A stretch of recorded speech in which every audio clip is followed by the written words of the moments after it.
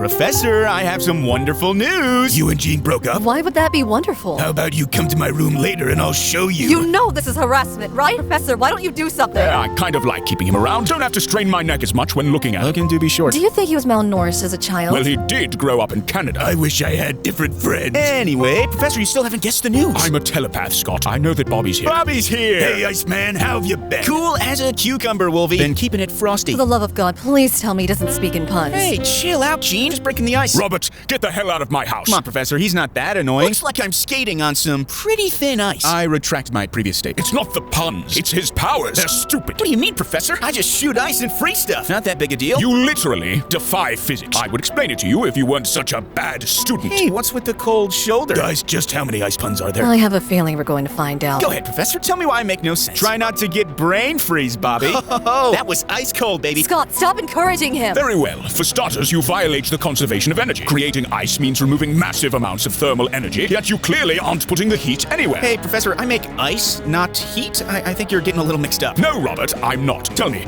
do you know how a refrigerator works? Of course I do. Keeps my food chill and the vibes cooler. And you know how it does that? By extracting the heat from your food. It pulls the heat out, carries it through a refrigerant fluid, then dumps it through the coils at the back. If you stand behind a fridge, you can feel the heat that was inside your food. Do you often stand behind fridges, Professor? Of course not. I can't stand. But the point remains. Making things colder involves removing thermal energy. And so we return to my question. Where are you putting the heat, Bobby? What do you mean? I just freeze things. To freeze something, you need to extract heat. It involves a transfer of energy. And it's no small amount either. Freezing 100 kilograms of water to make one of your ridiculous ice slides would require 33 million joules. The calculation is a simple one. Just the mass of your slide times water's latent heat diffusion. That's the amount of energy needed to convert a kilogram of water to ice. I've never seen the professor do this much math before. He must be really angry. 33 megajoules is equivalent to 8 grams of TNT. That's twice the energy in a tank shell. 2 tank shells just to make what? Like 10 meters of an ice path? And you're constantly doing that. You should be burning and melting everything around you from the displaced heat. Now you're thinking of Pyro. He's the one that melts things. I'm Iceman. Robert, your ability to melt things is much more versatile and powerful than Pyro's. I mean, sure, it's ironic since you're Iceman, but really a more accurate name for you would be Heat Transfer Man. Doesn't exactly roll off the tongue. Okay, but he doesn't actually melt things. That's exactly my point. He's breaking the first law of thermodynamics. What? The first law of thermodynamics. Energy cannot be created or destroyed, only transferred or transformed. It's just a fancy way of saying that energy can't magically appear or disappear. In equation form, it looks like this. Delta U equals Q minus W. Not more math? What kind of place is this? It's a school, Logan. We live in a school. Delta U means how much the energy inside something changes, like how hot or cold it gets. Q is the heat added to it, and W is the work it does, like moving something or pushing against pressure. Now, when Robert does his silly ice beams, he pulls heat out of the air, so Q is negative, and he doesn't appear to do any work, so W is 0, which means the change in energy is just how much heat he pulls out. But then where does that energy go? Well, can't he just do what fridges do? I mean, we know that makes sense. Hey, Gene, quick question. Is your refrigerator running? Well, yes, of course. That's because it uses electricity. In a fridge, work is done by the motor and compressor. The electrical energy going in and the thermal energy coming out all add up and are conserved. He's so mean today. Well, that's just like your opinion, man. I clearly freeze things. And just how are you doing that? It's my mutant power, duh. No, what physical mechanism are you using to cool objects? Because none of them make sense. What are the options? Well, there's conduction, which is heat transfer through direct contact, convection, which is through a fluid such as air or water, and radiation, which is heat transfer via electromagnetic waves, mostly infrared. That's how the sun warms us. Wow, Professor, you sure said a lot of words there. Oh, you really are my worst student. Fine, here's a picture to explain it better. This is an infrared image of a cat, showing different parts of it emitting heat. Why do you have a picture of a cat? I love me some pussy. Gene, please scrub that sentence from my brain. Anyway, the warmer areas are red, white, and yellow. The cooler areas are green and blue.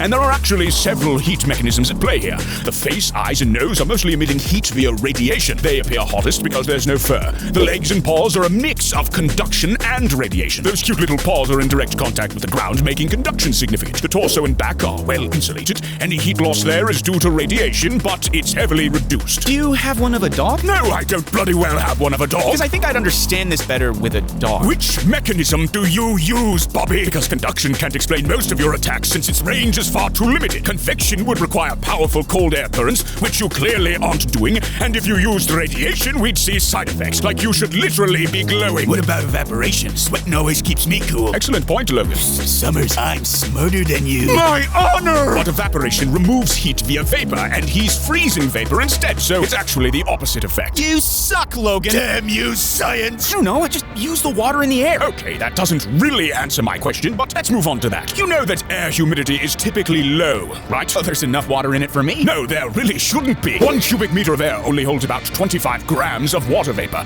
For a 100 kilogram ice bridge, you'd need 4,000 cubic meters of air. That's a cube of air which is over 15 meters on each side, which needs to be dehumidified instantly. That doesn't sound like very much. Oh, it is very much, Bobby. In low humidity regions such as deserts or the Arctic, it's impossible. You mean he can't freeze the air in the Arctic? But it's already cold. It should be easier, right? It's surprising, I know, but cold air holds far less water vapor than warm air. He'd mostly be freezing nitrogen and oxygen, which raises an entirely new problem. What do you mean? Well, it doesn't really make sense how Bobby can target just water vapor, does it? Air is 78% nitrogen and 21% oxygen. If he's emitting super cold blasts, why don't those gases condense as well? You can't make ice from the oxygen, Professor. That's silly. I'm not saying you'd make ice. I'm saying you should be liquefying the nitrogen and oxygen. Their freezing point is much lower than water's, hence why you'd likely liquefy them rather than freeze them. What are you trying to say, Professor? When Bobby freezes the air, you shouldn't be able to breathe. He should turn the oxygen from the atmosphere into a pool on the ground. He should create fog, extreme pressure changes,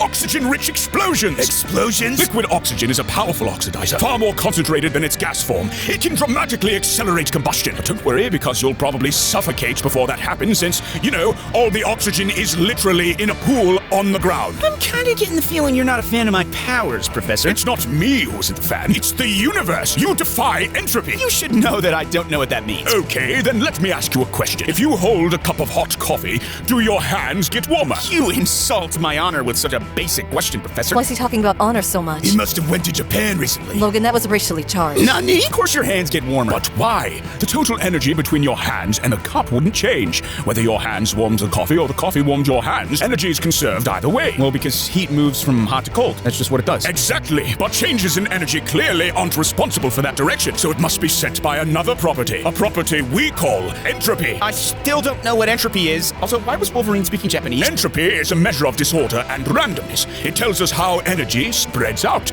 The entropy of a closed system remains constant, but for irreversible processes, it always increases. This is the second law of thermodynamics. Irreversible processes? What do you mean? Well, if I drop an egg onto the ground, for example, entropy has increased. The egg shatters, the shell cracks in a spider web of fractures, yolk oozes out like delicious golden syrup. He must really like eggs. Maybe it's because his head's shaped like one. You'd be surprised if the shattered egg put itself together, wouldn't you? But it doesn't, since that would create order and thus decrease the entropy. That's why a change in entropy is sometimes called the arrow of time. There's no going backwards. It's an irreversible process. And that explains why your hands get hot when holding coffee. It does. The coffee is hot, so its molecules are moving fast, in a disordered fashion. Your hands are cooler, the molecules are slower. It's much more ordered. If heat transfers from the coffee to your hands, then the total entropy between your hands and the cup will rise. Therefore, the process is allowed. Okay, but what does this have to do with my powers? Robert, when you freeze water, you turn disordered water molecules into a highly ordered ice crystal. There is a decrease in entropy, which is fine if that decrease is compensated by an even larger increase elsewhere, such as dumping heat into the air. But as we already know, you don't do that. You don't warm your surroundings when using your powers. You are therefore decreasing entropy without increasing it elsewhere, which violates the second law of thermodynamics. I'm sick of your laws, all right? I'm just a kid making whimsical ice slides. Just leave me alone, okay? Hey, Bobby, let's try to keep a cool head here. Don't you dare use a damn ice pun against me. Okay, fine. Go and make your ice slides, Bobby. Why did you say it like that? Oh, no reason. You have something against my ice slides? No, of course not. What do you have against my ice slides?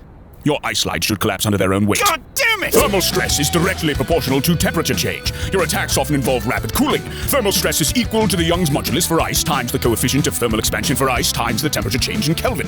If you rapidly cool something from 0 degrees to minus 100, then there's 45 megapascals of internal stress due to thermal contraction. Ice's tensile strength is only 1 megapascal, so the stress exceeds what ice can handle by a factor of 45, meaning it should shatter immediately. You're a jerk, Professor. Your ice slides and bridges would crack before you even step on them. These are my powers. hours, all right? Your ice sculptures are often unsupported. Hundreds of kilograms of ice can't just hang in midair. You can't just tell me they shouldn't work. Your bridges would need support every 1 to 2 meters to not snap under their own weight. Do you want to just chip my dick off or something? Also, you shouldn't be able to move that fast on ice. Newton's second law states that the acceleration of an object is directly proportional to the net force acting on it. But when you're on your slides, there is no force. The best you could do is maintain your momentum once moving. Well, there's still some friction, right? Yes, but the friction on ice is too low for him to push himself off with. The only force that can help him is gravity, but for that, the slide would need to be sloped, and not all his slides are. Also, the drag force from the air would be much more than the maximal friction force he could generate on the ice. You're full of shit, Professor. Drag force equals 1/2 the drag coefficient times air density,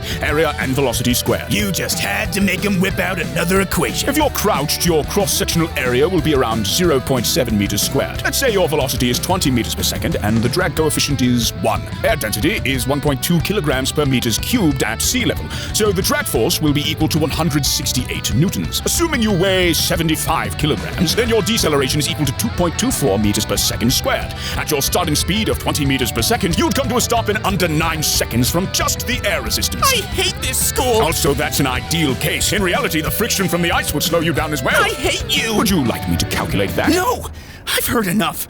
I'm leaving and never coming back. Come on now, Bobby. It's not all bad. With your powers, you are easily an Omega-level mutant. You're damn near the strongest X-Man there is. Really? Of course. Your powers make you a planetary weapon. The oceans moderate Earth's temperature as water has a high specific heat capacity. That's just a fancy way of saying it takes a lot of energy to raise water's temperature. Oceans store most of Earth's heat. So do you know what would happen if you froze a large portion of it? I could go ice skating? No, my silly Bobby. You would trigger another ice age. If you just froze 1% of the global ocean volume, you'd remove hundreds of thousands times more energy than all nuclear bombs ever detonated. You'd cause pressure changes in seabeds, tsunamis from ice shelf collapses, glacial earthquakes from thermal shifts. Hey, that's kind of chill. Indeed it is. And excellent pun, if I dare say so. Thanks, Professor. But, unfortunately, you'd be dead. What? Your own body should be dead, Bobby. Completely, irreversibly dead. In your ice form, your body is frozen. At freezing temperatures, your enzymes stop functioning entirely. Your metabolism grinds to a halt. Blood turns to sludge, then crystallizes, shredding your vessels from the inside out. Your nerves fall silent. Your muscles lock, paralyzed. Your lungs stop absorbing oxygen. Skin cells die in minutes, blacken and peel. And you don't even feel it. You're not a person. You're a sculpture, cold, hollow. Whatever's moving inside that shell, it isn't life. Oh my god, get me out of here! Well, there goes another one. What should we do with the body, Professor? Throw it in the freezer along with the rest of them. That's what he would have wanted. Say, Professor, since when did you know all that thermodynamic stuff? I don't. I was just reading Beast's mind while explaining all that. Why else do you think I keep him around? Oh, geez, Professor. I guess you could say you're pretty cool. No more ice puns, Logan. Dear God. No more ice puns.